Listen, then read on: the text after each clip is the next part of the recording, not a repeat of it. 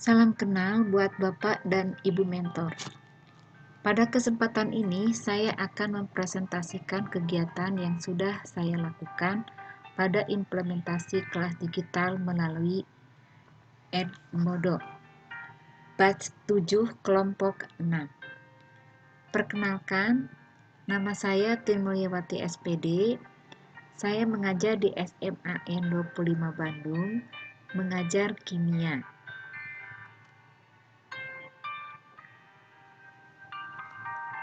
Nah, perencanaannya ketika kita akan membuat Edmodo adalah yang pertama harus membuat email dulu, kemudian yang kedua pembuatan akun Edmodo guru dan siswa, ketiga pembuatan materi pembelajaran apa yang akan kita sampaikan, kemudian keempat pembuatan kuis, tugas, dan perpustakaan, kelima penyampaian informasi pada siswa.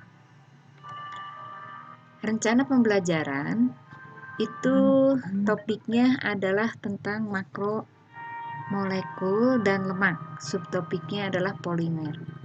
Capaian siswa diharapkan siswa dapat menyebutkan arti polimer, menggolongkan polimer, menyebutkan contoh polimer berdasarkan penggolongannya.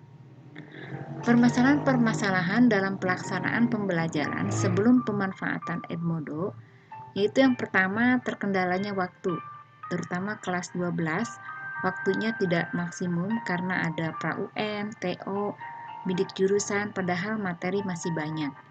Yang kedua adalah keterbatasan waktu guru untuk menerangkan kembali ketika siswa masih belum mengerti. Dengan Edmodo, siswa bisa mengulang, membaca, atau ikut kuis berkali-kali di rumah agar nilainya maksimum tanpa terikat waktu di sekolah. Dengan kata lain, pemanfaatan Edmodo itu berguna dari segi waktu, materi, dari via video, internet, kuis tanpa diperiksa manual, dan sebagainya. Kegiatan guru dan siswa dalam pemanfaatan Edmodo pada pembelajaran, untuk guru memberikan pelajaran, tugas, memantau kegiatan siswa, membantu siswa dapat dilakukan di mana saja. Kemudian untuk siswa juga sama, mengerjakan tugas, kuis, atau berdiskusi juga bisa dilakukan di mana saja. Sumber-sumber atau aplikasi lain yang membantu dalam pelaksanaan kelas digital beserta strategi pembelajaran itu bisa di Google, di YouTube, Facebook, website, Wikipedia, dan sebagainya. Nah, refleksinya dan saran tentang pemanfaatan Edmodo, versi yang sekarang menggunakan bahasa Indonesia, sehingga saya sedikit lebih mengerti dibandingkan versi sebelumnya. Kedepannya saya akan lebih mempelajari fitur-fitur Edmodo agar bisa dimanfaatkan secara maksimal. Nah, pelaksanaannya adalah tanggal 4 sampai 6 April 2017. Nah, kita lihat pembuatan Edmodo sudah jelas, berarti kita harus masuk ke Edmodo dan kita harus gabung ke grup seandainya belum punya. Tetapi saya sebetulnya sudah ada Edmodo-nya, tetapi waktu versi bahasa Inggris. Dan waktu itu saya sama sekali tidak mengerti. Jadi dengan sekarang dimudahkan, alhamdulillah. Dan saya sudah mempunyai akunnya, jadi tinggal masuk melalui saya guru. Nah, kemudian masuk ke Edmodo itu harus menggunakan email. Email saya ini tinmoyawati@gmail.com. Kemudian menggunakan passwordnya dan lantas kita masuk. Nama kelasnya adalah nama chemistry karena saya mengajar kimia. Kemudian grup kodenya adalah 3NN478, itu adalah kode siswa.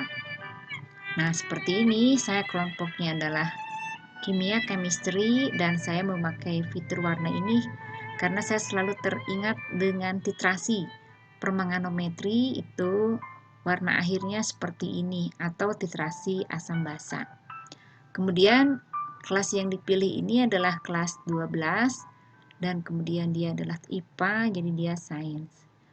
Kemudian ini adalah kode kelasnya 3NN478. Kemudian di sini saya belajar memasukkan video ke dalam Edmodo dan saya mempelajarinya itu melalui Vicon yang diberikan oleh Pak Sarip ataupun dari pembelajaran melalui YouTube oleh Kak Dona. Nah, kemudian ini hasilnya dan itu sudah diperlihatkan ke siswa. Kemudian saya membuat perpustakaan. Nah, ini isinya baru 3 yang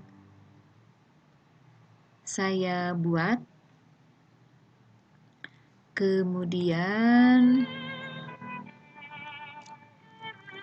saya juga membuat kuis seperti yang diperintahkan.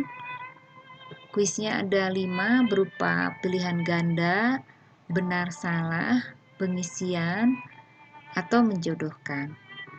Nah, kemudian di sini ada siswa. Siswa saya ini yang masuk baru ada 15 orang.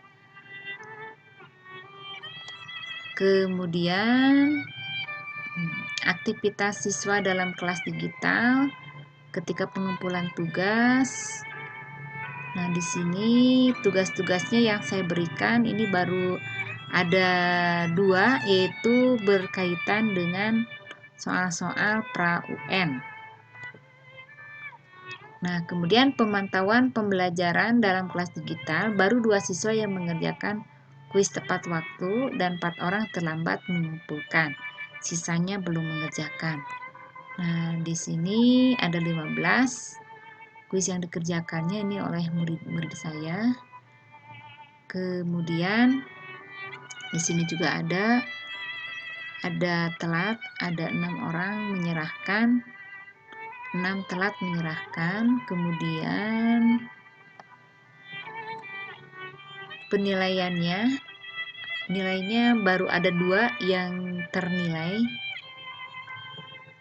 Kemudian aktivitas siswa dalam kelas digital, tanggapan dan komentarnya, sementara belum ada tanggapan secara tertulis, hanya secara lisan. Siswa antusias mengikuti pembelajaran melalui Edmodo. Hanya waktunya seharusnya dari awal semester. Ini aktivitas kelas digital di sekolah. Nah, ini siswa saya, tapi yang bergabung hanya 16, padahal siswanya ada 45 sebetulnya. Nah, ini saya menerangkan Edmodo, kemudian tugas-tugasnya yang diberikan, dan apa yang harus siswa kerjakan. Nah, refleksinya karena pelaksanaannya setelah USBN, maka pemilihan waktunya itu kurang tepat, sehingga siswa enggan mengerjakan kuis dan tugas. Sebaiknya sebelum ujian sekolah. Kalau untuk persiapan UNBK, siswa belum bisa memanfaatkannya.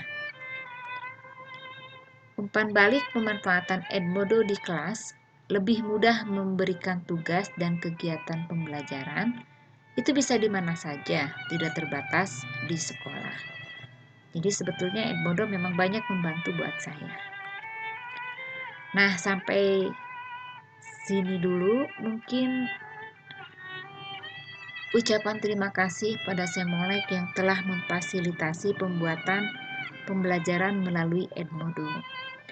Dan di lain kesempatan saya akan lebih menggunakan Edmodo lagi biar maksimal.